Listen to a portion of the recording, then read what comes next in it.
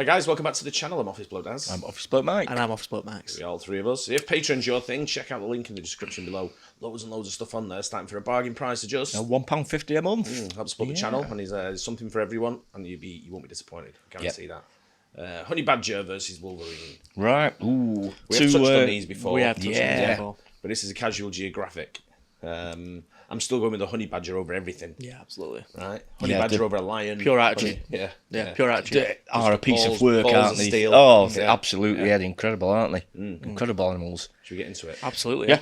An Oreo-flavored bowl cut wearing assault on the food web, a scavenging super soldier steroid weasel. Two animals infamous for durability blessed by the almighty, disregard of death as a concept, and being a part-time predatory hemorrhoid. An unstoppable force versus an immovable object. A fight as much philosophical as physical, and today we'll break down how these musclets match up until in the end, only one is left standing. Now disclaimer, I've actually done this video before, but after some additional research and some number crunching, my answers changed quite a bit, and after mulling it over, I actually feel pretty good about my pick. Another note I wanted to add is there are no definites in nature. What I mean is, if I say animal A would beat animal B in a fight, I don't mean animal A would run the table every time. It's more like if A and B squared up 10 times, I'd expect animal A to hypothetically win at least 6. Any debate worth having wouldn't just be one contender steamrolling the other. That being said, let's meet the misfits. The Honey Badger's black Air Force energy emanating from an aggressive tube sock. At only about 20 to 30 pounds and a length of 22 to 30 inches, the glorified ferret is too small, too slow, and too solitary for a conventional way of life.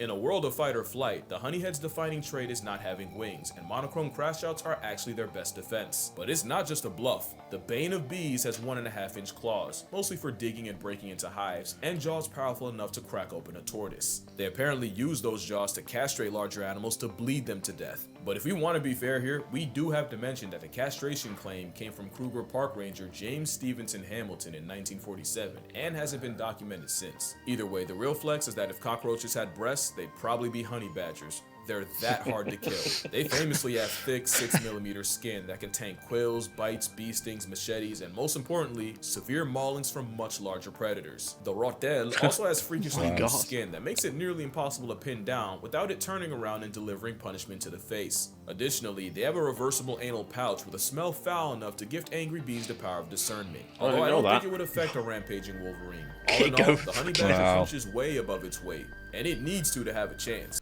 I just noticed as well, it's like a skunk looking as well, isn't it? Yeah, very much so. So I guess it's got the same sort of spray as a skunk has it. Oh, maybe. Yeah. Couple little weapon for the arsenal there, isn't it? Yeah. My God.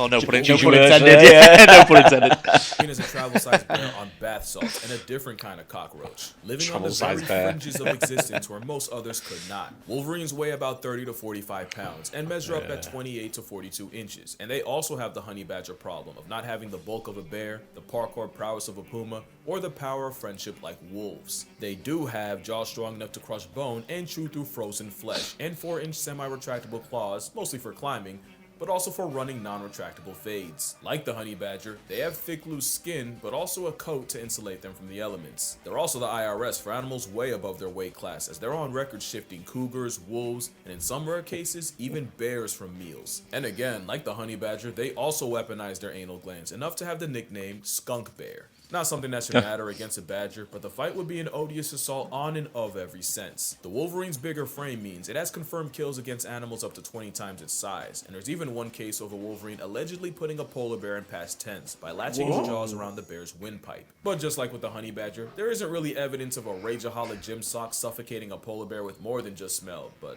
then again, runs that. I know, well, did it?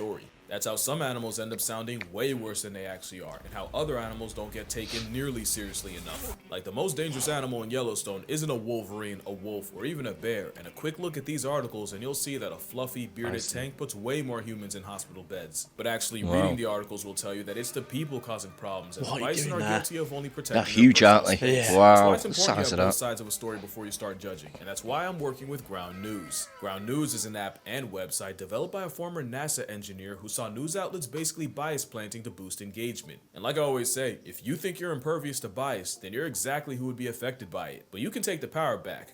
They're called an excellent way to stay informed. But to see who would get unsubscribed from life first, it's imperative to see how they move in the world they live in, because laying out all the tools they have to work with isn't as important as how they use them in the first place, starting with the sand-seasoned rage-baiting ratel. Honey badgers have the second widest prey range of any mustelid, and most of what they find is by using their claws to dig them up. A study done in the Khalahadi Transfrontier Park found that most of what they eat are small mammals like mice and gerbils, and small reptiles like geckos and skinks. But honey badgers are also high metabolic maniacs that'll try highly venomous snakes such as puff adders and black mambas, and they'll steal larvae straight from the heart of homicidal beehives. They're so masochist coded that many believe that they're immune to venom when they're only resistant. There are cases Proper of balls, honey aren't badgers they? being Yeah. excused from the mortal roll call while eating honey because they got stung to death in the process, and getting flatlined by snakes because they kept getting bit but refused to quit. Honey badgers seem to have a severe lack of self-preservation, but it makes sense when you live in a world where running away is physically not an option. But it also means they're crazy enough to try to meal tax a leopard right in front of it. And that's because the honey badger is a forager on steroids that doesn't pass up opportunities to eat because they virtually can't afford to. Most predators rest and chill after a big kill, but honey badger will stop only for as long as it takes to consume it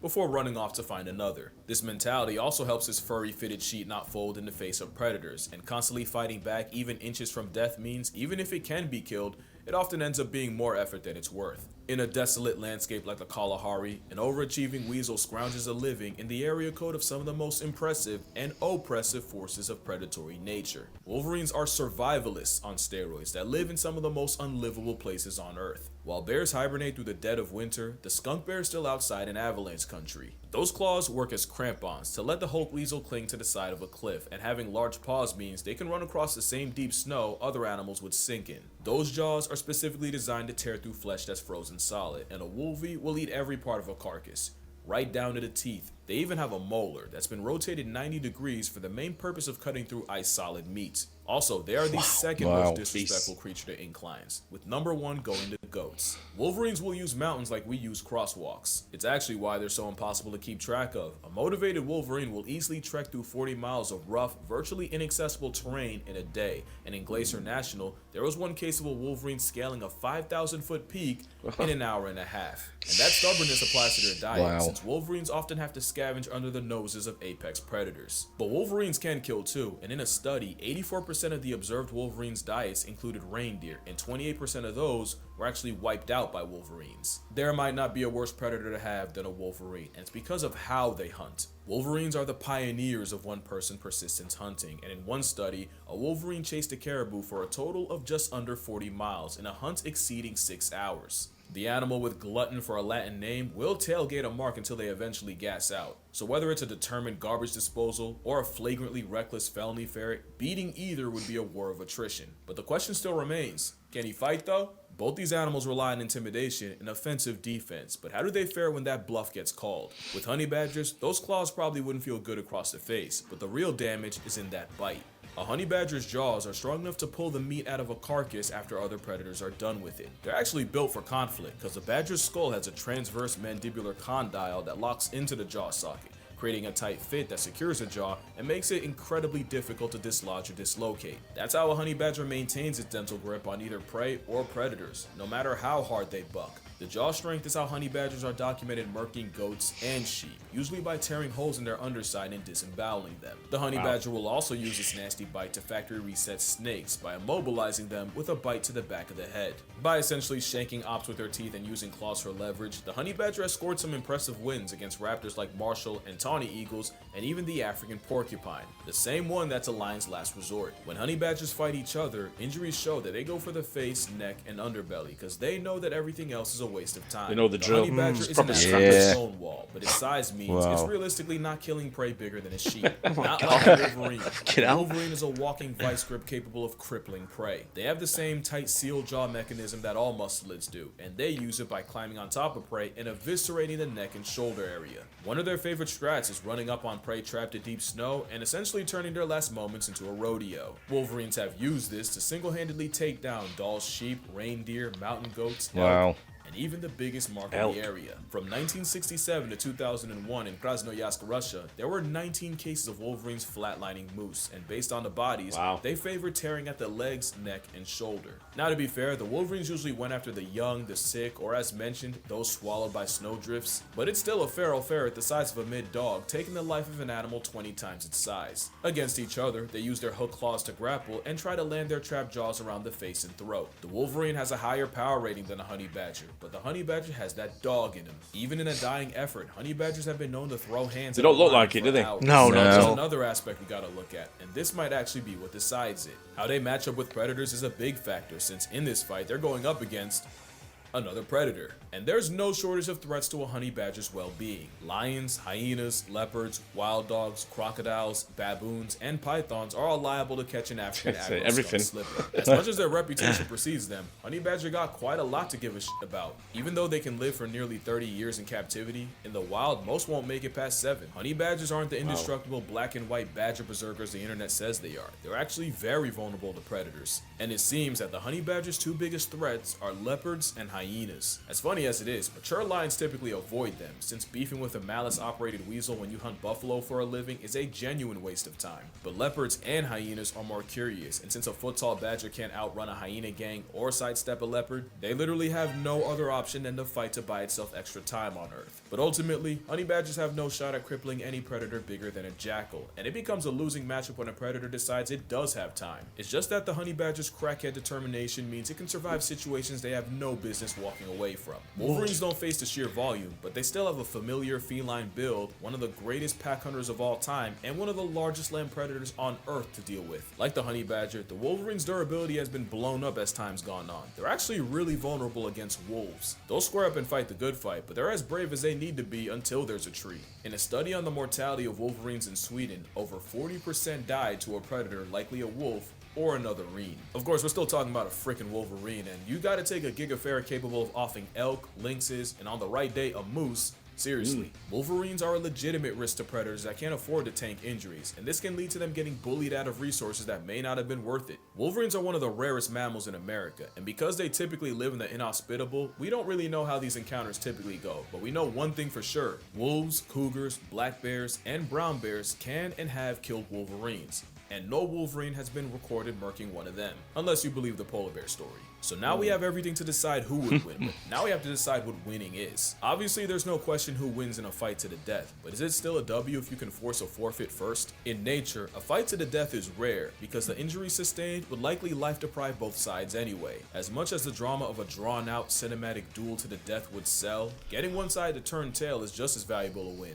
So here, a win would mean either straight up destroying the other or successfully intimidating them. Now let's finally set the scene for the fight. It's the middle of an unbearably long dry season when a Wolverine and a honey badger run into each other at a fresh deer kill. Neither's eaten in days, and both may not eat for several more, and with these being 2 prime males, this fade might be fatal. Let's review what we got. The honey badgers are arguably more durable, surviving the ones that would likely kill the Wolverine. Plus, a honey badger is liable to fight to the absolute death. But even in a fight going the distance, the biggest question remains: how does the honey badger basically beat a bigger version of itself? The Wolverine can survive one of the worst conditions of any predator, and the same jaws that can cripple a moose and allegedly a polar bear should be enough to crush the honey badger's skull. But the honey badger takes a lot to kill, and will be squirming and giving it right back the whole time. For the Wolverine, the question is, if bigger predators struggle with it, how does the Wolverine expect to be any different? It's not easy, but the winner is the Wolverine. The honey badger's lipo-looking loose skin and attitude would make this a prolonged fight, but the Wolverine's jaws are capable of inflicting enough crush damage on the badger,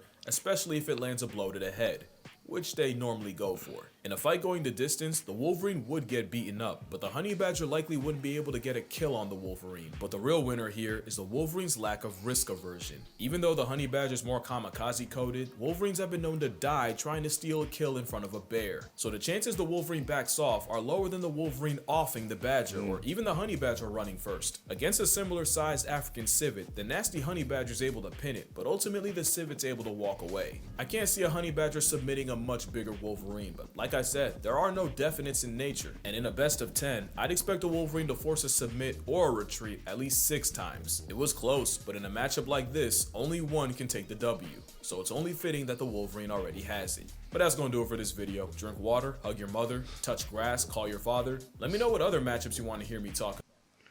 Yeah, some I've got a lot of matchups I want to see. Said before, we touched on a few things, but there's a few animals I'd like to see go head to head. Yeah, definitely. And see what happens. That's a very close one, that, isn't it? There's close one, not yeah. much in it, Yeah, is it? It's on the day, isn't it, I think? And neither of them look like an evil or vicious. No, not at all. If you see one of them in the street, you go up and probably pet it. Yeah, you'd probably think, oh, that looks Look at nice. this little thing over there. Look at It's this like little a guy. like a big badger or a big furry otter. Yeah. Something like that. In the meantime, I'd snap your arm off. Exactly, yeah. Yeah, it's I wasn't sure on that. I thought it'd be the honey badger, but the Wolverine obviously takes it, doesn't it?